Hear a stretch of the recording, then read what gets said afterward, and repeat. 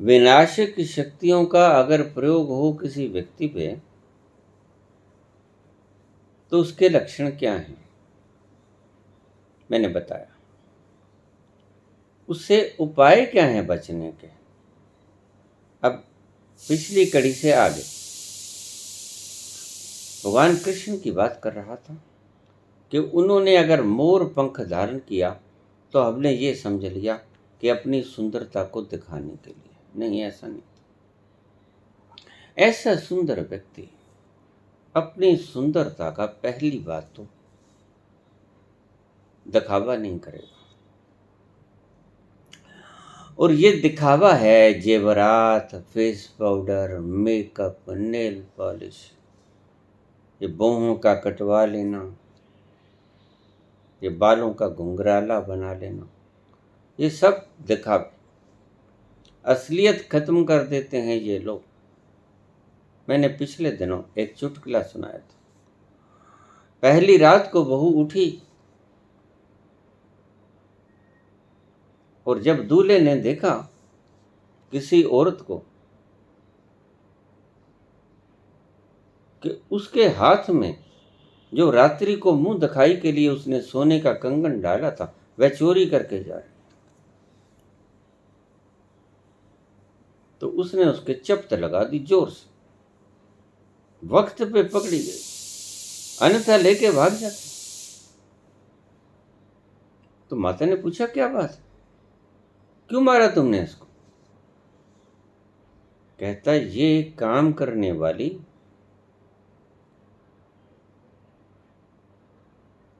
मेरी घरवाली का कंगन सोने का लेकर भाग रही है चोरी करके। यही कंगन मैंने रात को मुंह दिखाई के रूप में इसको दिया था, अरबी से ने चुरा लिया है। तो एक तरफ ले गई माता,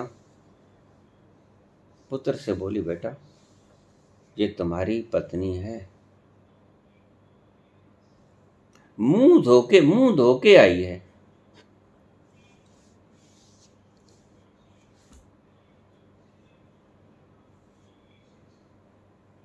क्या किया जाए। भगवान कृष्ण कोई दिखावा नहीं करते।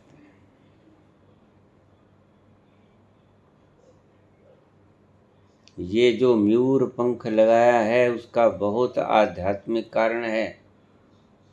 और भगवान कृष्ण जैसे लोग कोई दिखावा नहीं करता। माखन चुरा के खाते हैं, मुख के साथ चिपट जाता है, छुपाते नहीं, दिख जाता है साफ कि माखन खाया चुरा के खाया। कितना ही समझा लो, माटी भी खाएंगे माखन भी खाएंगे। ऐसे लोग दिखावा नहीं करते। इसका मूलभूत आध्यात्मिक कारण था जो कि आज नास्तिकता की ओट में छिपकर रह गया।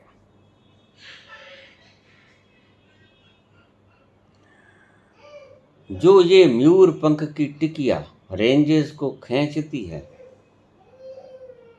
जो आपके ऊपर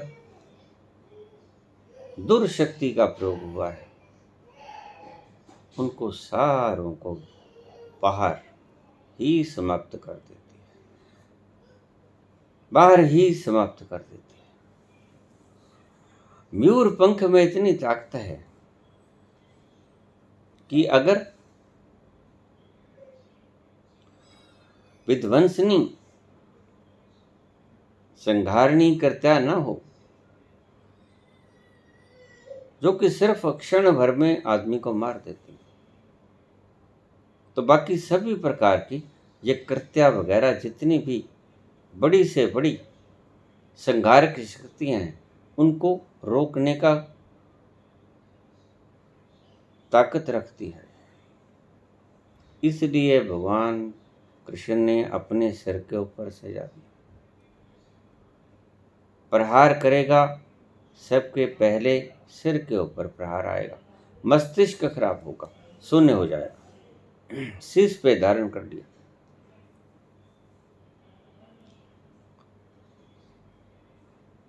इसके जो गहरे अर्थ थे, रहस्य थे, वह हम भूल गए। हम सिर्फ उनके सौंदर्य में ही गुम हो गए।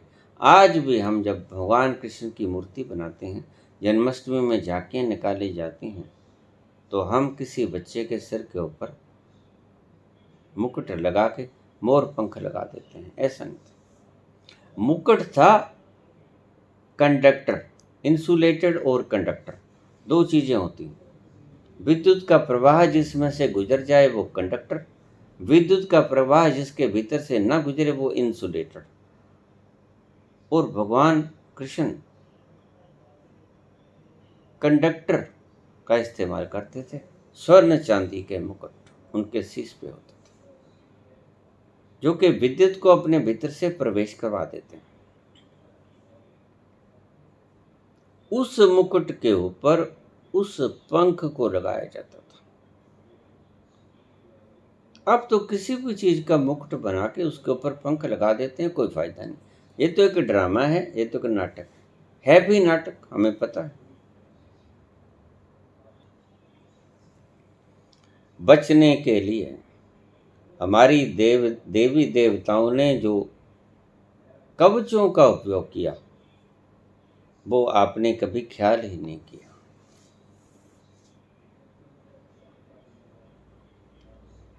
ये कवच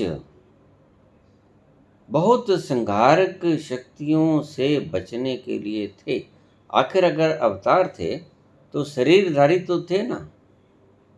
शरीर तो वैसे ही कटेगा, मरेगा, अगर जख्म होगा तो खून भी निकलेगा।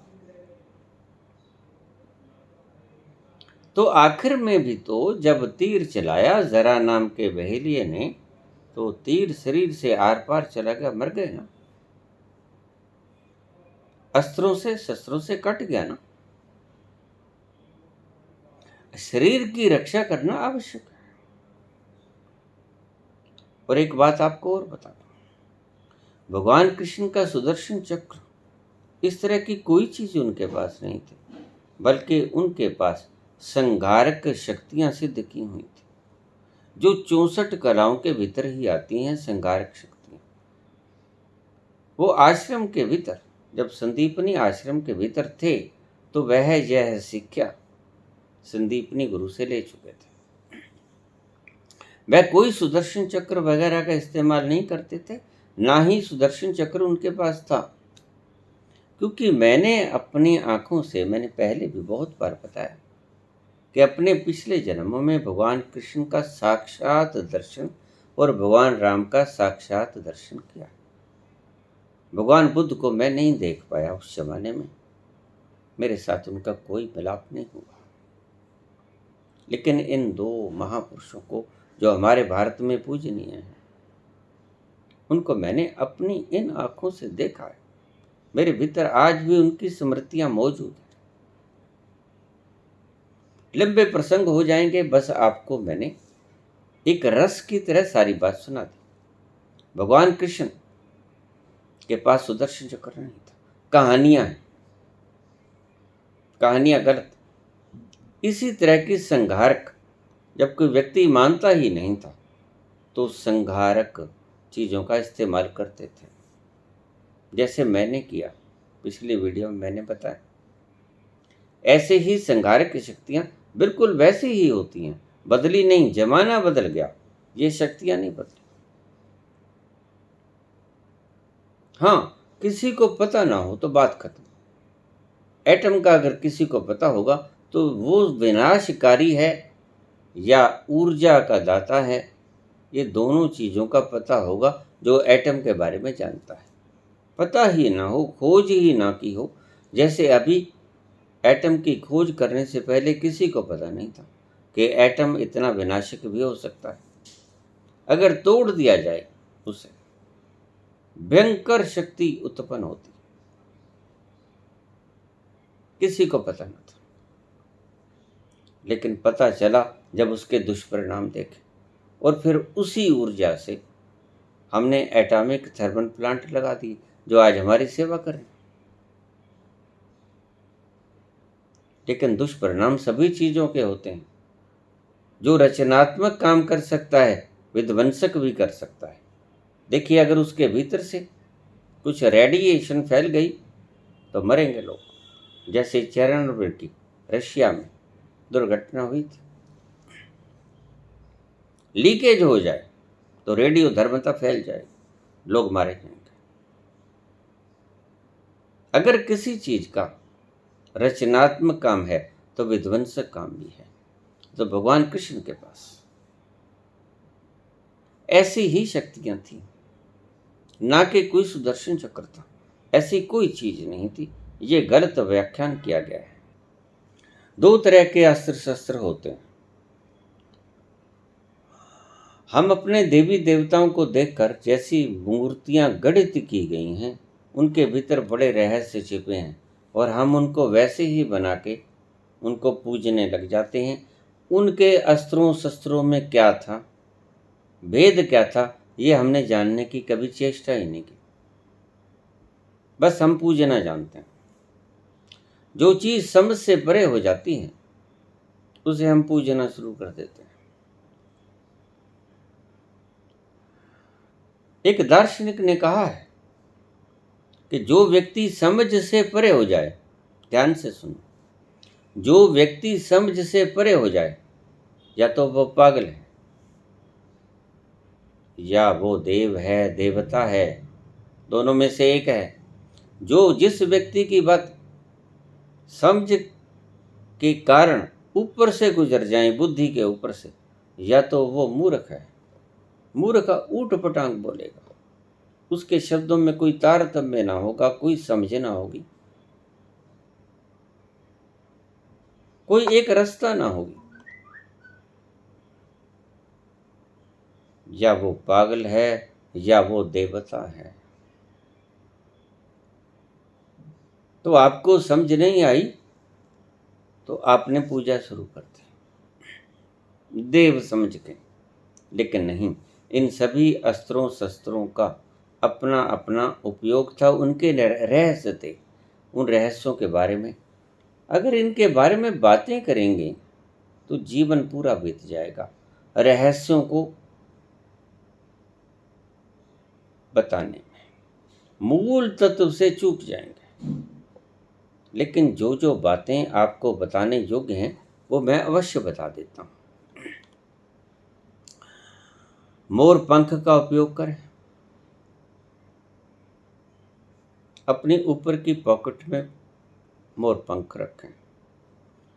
5 के करीब मोर पंख आप रख सकते हो, थोड़ी पावर ज़्यादा बढ़ जाती। शीश के ऊपर मत लगाना, लोग पागल कहेंगे, पत्थर मारना शुरू कर देंगे। नकल नहीं करना है, जेब के भीतर रख देना, क्योंकि इसका प्रहार सबसे पहले हार्ट या ब्रेन पे होता है। इस ऊपर की जो हार्ट के पास जेब बनाई थी उसका कारण भी यही था, बड़ी सोच समझ के बनाई गई थी। दाईं ओर ना लगा दी गई, बाईं ओर ही क्यों लगाई? लेकिन आप इसके आध्यात्मिक महत्व को समझ ही नहीं पाते। बाईं ओर लगाने का मतलब यही था कि ऐसे सुरक्षा कवच बाईं तरफ डाल दिए जाएं। और दूसरा, मोर पंख में नीला रंग और हरा रंग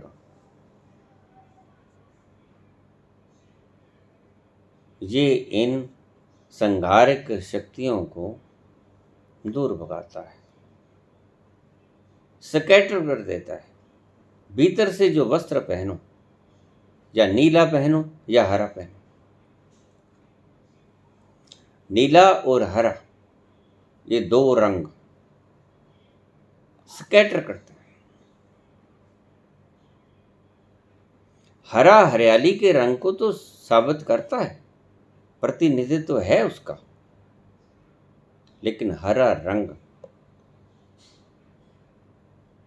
संहारक शक्तियों को भी भीतर नहीं प्रवेश करने देता। ये ध्यान रखना इस बात का। ये रंग भी बड़े कारगर होते हैं।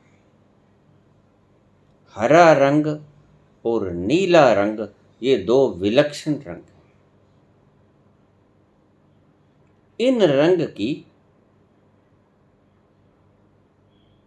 अंडर जो आप भीतर कपड़े डालते हो वो इन रंग के डालिए, हरा रंग या नीला रंग।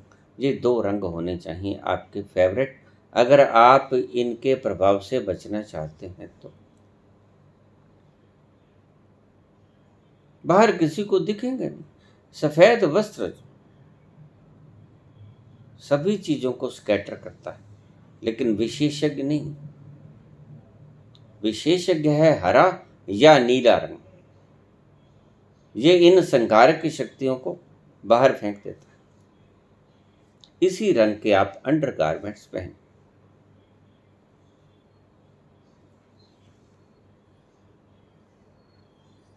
इन्हीं रंगों के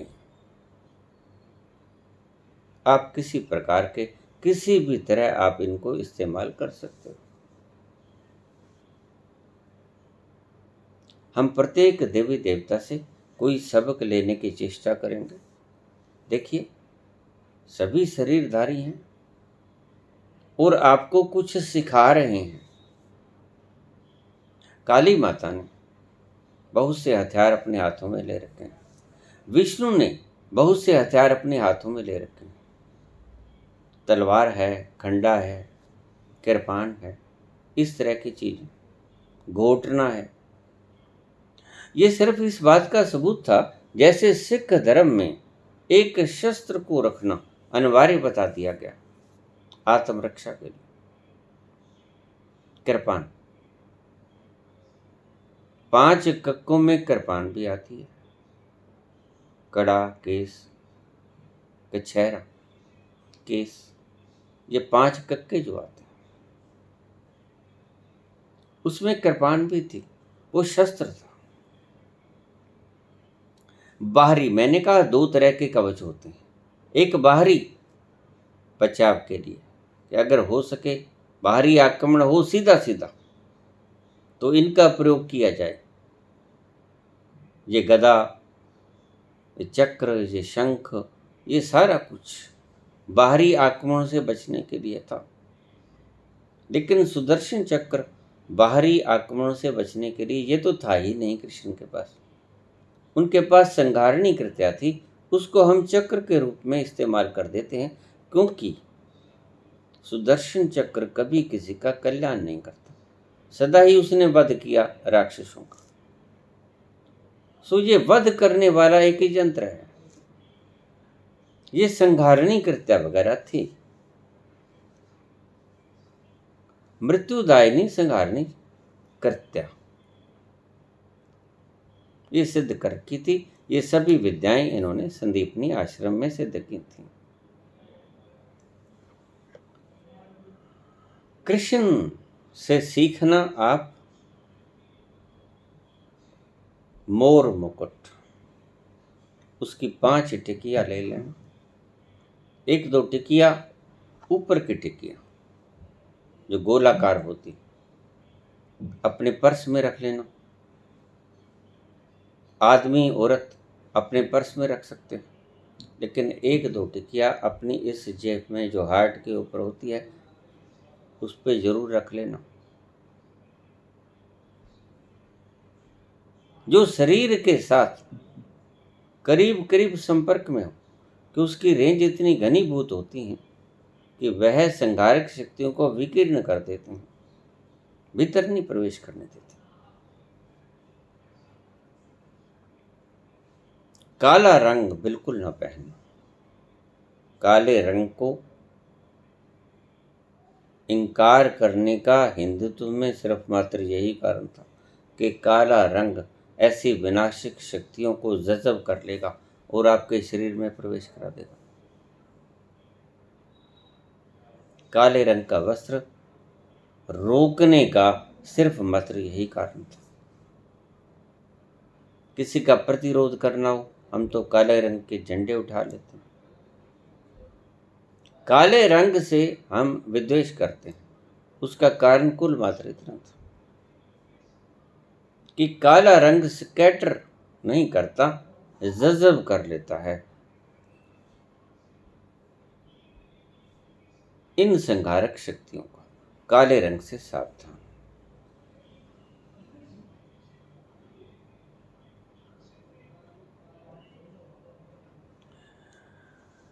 शंकर भगवान से कुछ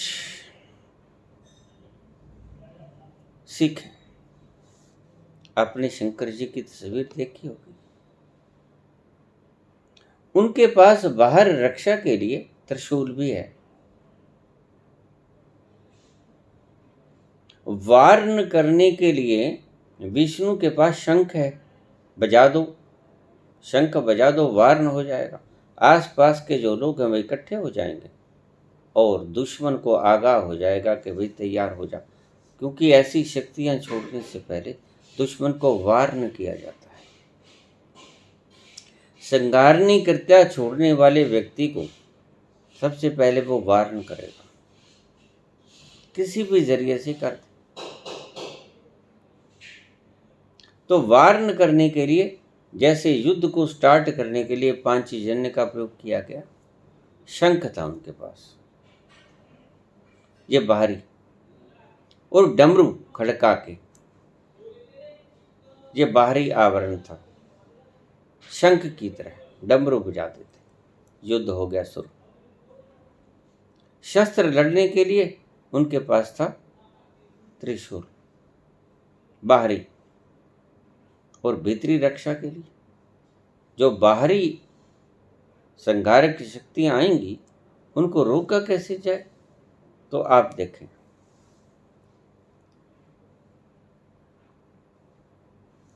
रुद्राक्ष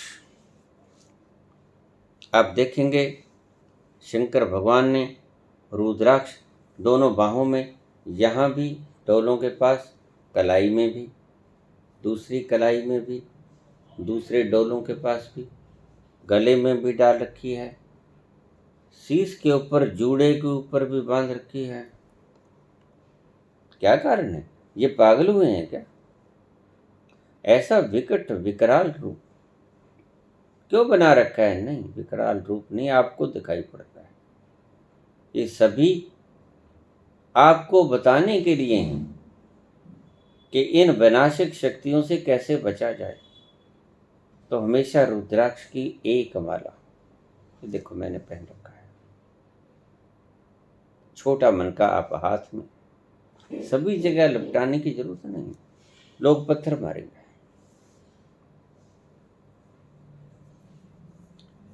एक कलाई पे बांध लो बड़ी माला, दूसरी कलाई पे बांध लो, फिर सारे हाथ पे बांधने की जरूरत नहीं, गल में लटका लो एक माला, एक दो माला। ये रुद्राक्ष बड़ी कीमती चीज है। ये विनाशक शक्तियों को बाहर फेंक देती है,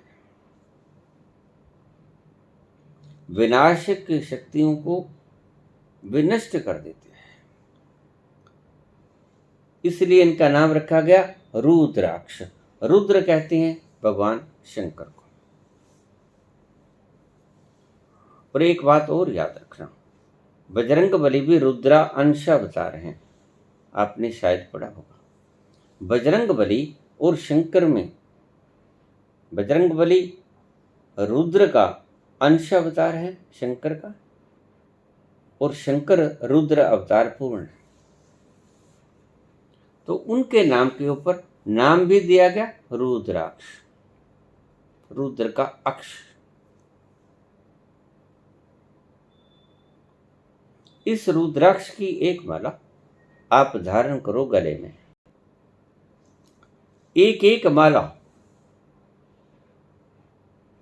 आप कलाई पे बांधो, जहां हम राखी बांधते हैं, मैंने दोनों हाथों में बांध रखी।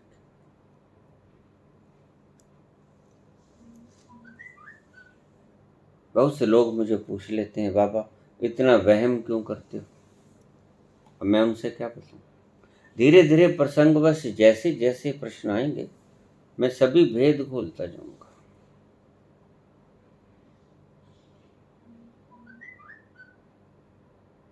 रुद्राक्ष की 3-4 मालाएं एक गल में रख लो,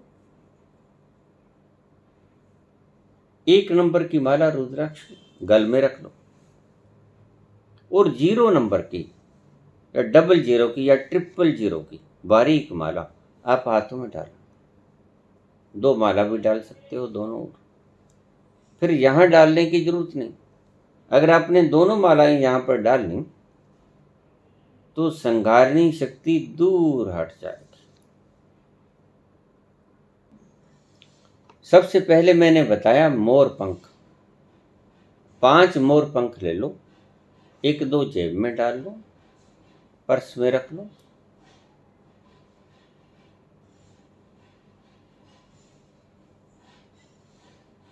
दूसरी मैंने बात बताई रुद्राक्ष। रुद्राक्ष की माला आप कलाइयों पे बांध लो, 2-2 माला बांध लो, एक गले में डालो। लेकिन एक बात का ध्यान रखना, गले में जो माला आप डालोगे वो कंडक्टर धातु में मढ़ाई हुई हो। कोई चांदी में मढ़ा लो, कोई तांबे में मढ़ा लो, बारीक तार उनके बीच में से गुजार के, ताकि जो रेंज खींचे रुद्राक्ष वो आपके सारे शरीर के स्किन के साथ टच करे और आपके सारे शरीर को रक्षा कवच की तरह काम करे। सीधे सीधे धागे में लपेट के नहीं डालना है, वो कम काम करेगी। काम तो करे लेकिन पूरा काम नहीं करे। धातु में लिपटाकर उसको पिरो लो। आप तांबे की धातु में भी उसे मढ़वा सकते हो, चांदी में भी मढ़वा सकते हो। एक माला गले में, 1-2 माला आप कलाइयों पे रख सकते हो। लोग अगर आपको पागल कहें, कह लेने दो। तो अगर पागल हम हैं तो फिर शिव भगवान तो सबसे पहले पागल हैं। अगर हम पागल हैं तो बड़े पागल, उनके तो रुद्राक्ष ही बनेंगे। केसों के ऊपर भी रुद्राक्ष। दूसरा मोती, ये चंद्रमा का जो सिर के ऊपर, केस के ऊपर चंद्रमा है। एक मोती का मन का सुंदर सा लेके बाजार से सस्ता ही होता है, कोई ज्यादा महंगा नहीं होता। साउथ का ले लें, क्योंकि बसरे का मोती आजकल नहीं मिलता। मिलेगा तो बहुत महंगा मिलेगा, लाखों की रकम एक मोती।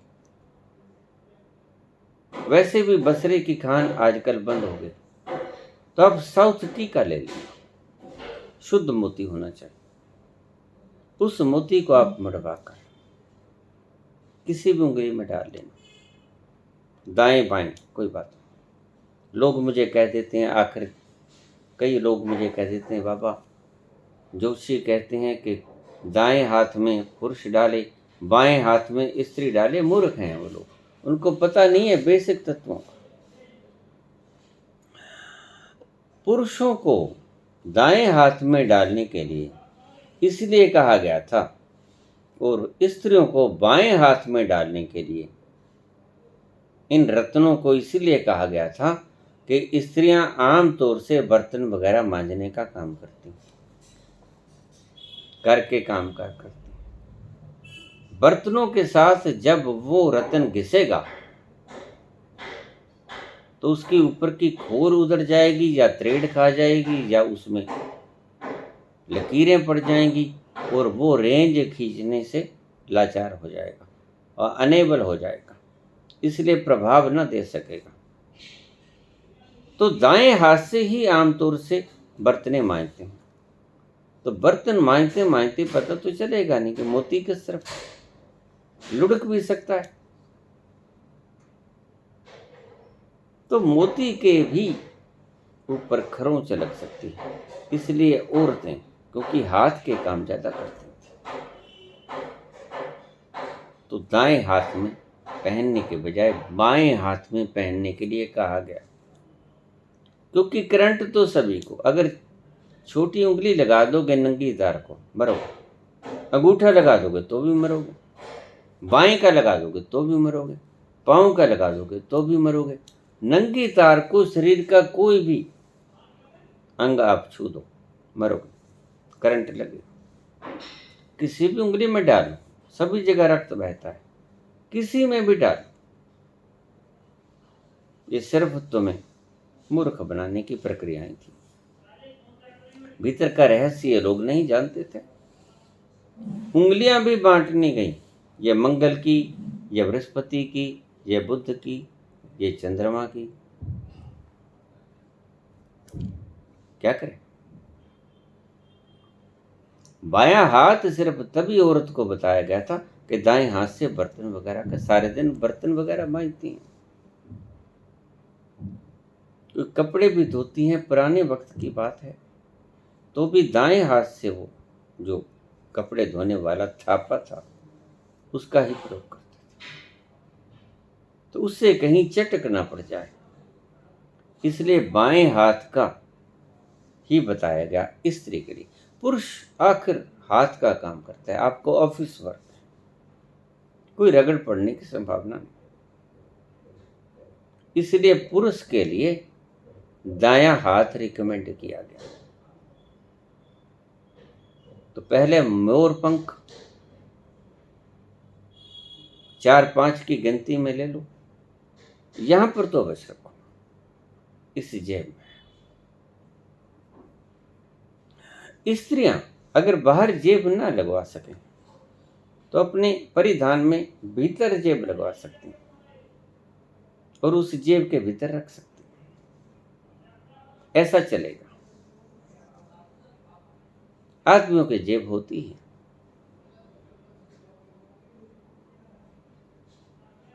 पहला मोर पंख, दूसरा रुद्राक्ष। स्त्रियां भी रुद्राक्ष की माला पहने, इस शानो शौकत से बचें। शानो शौकत रुद्राक्ष की माला में भी हो सकती है। आप स्वर्ण जड़ित भी पहन सकते हो, चांदी जड़ित पहनोगे तो बहुत अच्छा रहेगा, क्योंकि चांदी भी एक बहुत मोती का प्रभाव छोड़ती है, शांतिदायक है, मानसिक शांति बने रहेगी, चिंता थोड़ी सी घटेगी, अवसाद के क्षण कम आएंगे। जिनको ज़्यादा चिंता रहती हो वो मोती का एक मन का धारण कर लें अपनी किसी भी अंगुली में। आपको पता होगा शायद कि स्त्रियां आमतौर से जो पाँव में, यानी कि शरीर का आखिरी अंग, उनमें चांदी की पायजेब पहनती थी, और पायजेब भी पहनती थी, और चांदी की वो बिछुआ भी पहनती थी, सभी उंगलियों में पहनती थी। उसका आध्यात्मिक कारण सिर्फ यही था कि वो ठंडक पाँव से उठे और आपके सिर तक बनी रहे, आपके मस्तिष्क को शांति मिले। आपने देखा होगा जब कहीं हमें गर्मी लगती है तो हम पानी में पाँव रखकर बैठ जाते हैं। पानी में पाँव की जो पोर्शन होता है नीचे का पाँव का, वो ठंडक देता है सारे शरीर को। हाथ में इतनी ठंडक नहीं होती, पाँव के तलवे में ठंडक ज्यादा होती है, सेंसिटिव होता है, वो आपके सारे शरीर से भीतर से ठंडक खींच के पानी की सारे शरीर में प्रवाहित कर देते हैं। इसलिए जिनको ज़्यादा गर्मी लगती है वो गंगा के पानी में आपको लोग दिखेंगे पाँव लटकाए बैठे ठंडे पानी। वो ठंडा पानी सारे शरीर में सर्कुलेट होता है, गर्मी नहीं लगती। इनका महत्व थे। बाकी शस्त्र जो दिखाए गए हैं, विष्णु के पास हैं, बजरंगबली के पास घोटना है, माँ काली के पास खंडा है, ये सभी खंडे का चिन्ह अपने सिख धर्म में भी देखा हो। हमने काली के हाथ में खंडा दे दिया। ये सिर्फ अस्त्र थे, शस्त्र थे बाहरी लड़ाई के लिए, जो कि महाभारत में भी प्रयोग किए गए, लेकिन भीतरी लड़ाई होती है एक। दोनों लड़ाइयों की बात मैं कर रहा हूँ। संघारनी कृत्या, मार्ग शक्तियाँ, ये चौकियाँ, ये टूने टोटके, ये सारी चीजें आध्यात्मिक शक्तियों के दुष्प्रभावों को शांत करती हैं। जो मैंने उपाय बताए ये आप उपाय करें, बिल्कुल 90% लोगों पर ऐसे विनाशक शक्तियां काम नहीं करेंगी। ये आप आजमा के देखो। भगवान कृष्ण ने अगर मोर मुकुट, मोर का पंख लगा लिया, कोई पागल नहीं थे, वो मुख्य कारण था।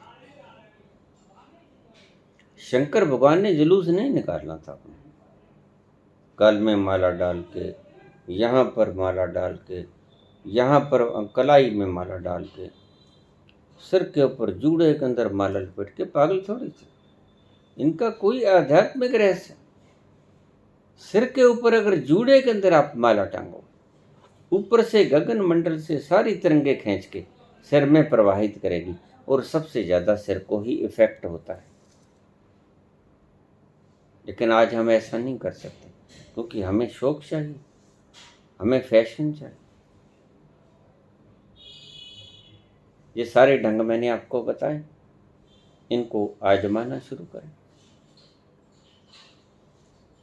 रुद्राक्ष की माला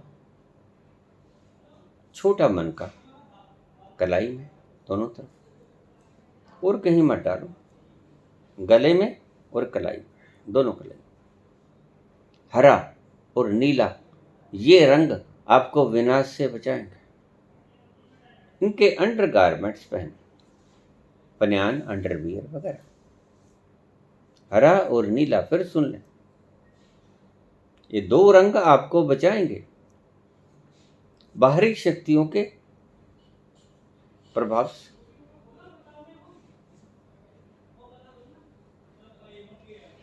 इनको धारण करें, ये है उपाय, मैंने आपको बतला दिया। इनको आप धारण करें और निश्चिंत हो जाएं, डर ना माने, हर चीज का उपाय। अगर फिर भी कोई ऐसा लगता है आपको कि इससे आपका जो आपके ऊपर शक्ति प्रयोग हुआ है उससे फर्क नहीं पड़ रहा है, तो एक अंतिम चीज होती है कवच। अगर कुछ आपको फिर भी ऐसा लगे तो आखिरी चीज होती है कवच। वह कोई सिद्ध व्यक्ति ही आपको बना के देगा, और सिद्ध व्यक्ति बनाएगा नहीं, मुश्किलात है थोड़ा, क्योंकि सारी दुनिया मांगेगी कवच, हमें बना दो, हमें बना दो, हमें बना दो। ये जो धागे वगैरह का प्रयोग हुआ था, ये गंडा, तबीत, धागे, ये कवच का काम करते थे, लेकिन ये कवच नहीं, थोड़ा काम करते, मात्र 10%। 100% काम करता है कवच। इसके बारे में फिर कभी बताऊंगा। अगर कोई किसी व्यक्ति का ऐसा प्रश्न आ गया कि मेरे ऊपर कोई विशेष संहारक शक्ति का प्रयोग हुआ है, या मेरे ऊपर मुझे डर है कि किसी विशेष संहारक शक्ति का प्रयोग हो ना जाए, तो फिर लास्ट चीज है वो कवच। कई लोगों के कवच मैं बना देता हूं, कुछ 1, 2, 3 व्यक्तियों के वर्ष भर में, क्योंकि उसको बनाने पे 3-4 घंटे लग जाते हैं, इसलिए इतना वक्त मेरे पास भी नहीं है। अगर कोई बहुत ही ज्यादा व्यक्ति आपदाग्रस्त हो, मेरे से संपर्क कर ले, अन्यथा सिर्फ भय के कारण ही इन वस्तुओं को आप धारण न करें, क्योंकि ऐसी शक्तियों का इस्तेमाल करने वाले लोग आज कम बचे हैं, लेकिन कम बचे। तो प्रत्येक व्यक्ति ये डिमांड ना करे कि आप हमें कवच बना दें, इतना वक्त नहीं है मेरे पास। आप किसी आसपास के व्यक्ति, आपके वैसे होंगे, कोई व्यक्ति मिल जाएंगे आपको जो कि उस कवच को चार्ज कर दें। कवच बाजार से मिल जाएगा, मैं बता दूंगा आपको, और वह व्यक्ति उसको चार्ज कर देगा।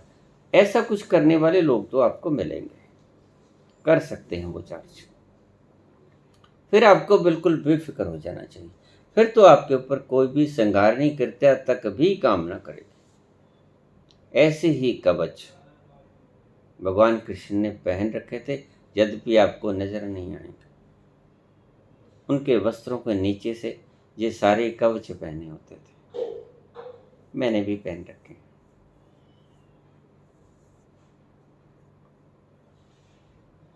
लेकिन आपको दिख नहीं रहे।